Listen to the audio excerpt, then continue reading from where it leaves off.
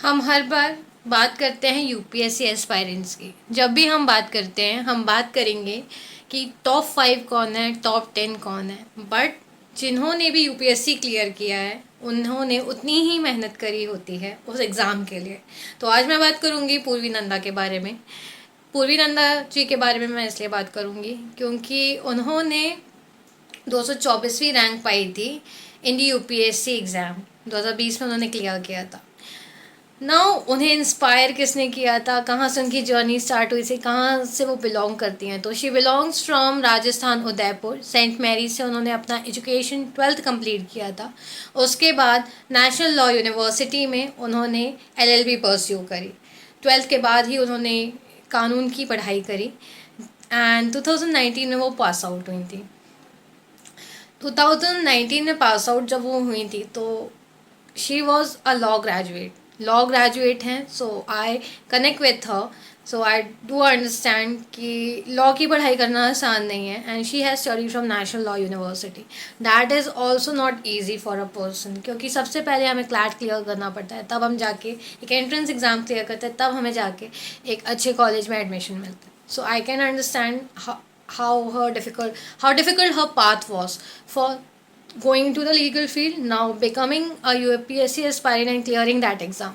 तो अभी वो जो पोस्टेड है वो पोस्टेड है आयकर विभाग में as an IRS assistant commissioner. आयकर विभाग में वो पोस्टेड है इन कश्मीर।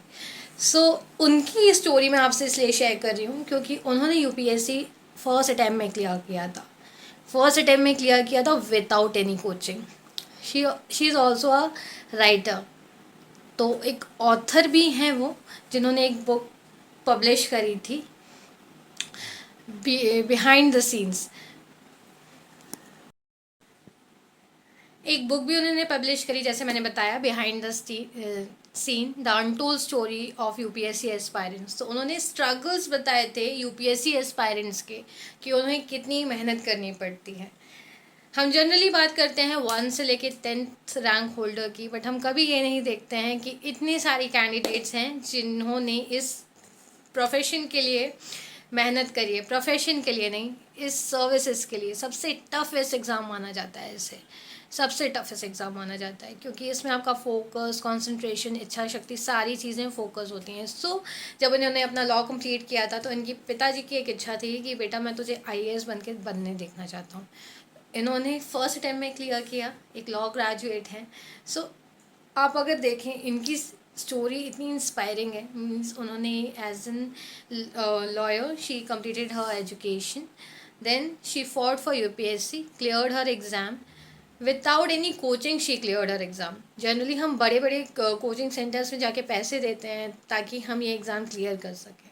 हम महंगी से महंगी कोचिंग में जाते हैं, but without any coaching she cleared her exam. That's commendable.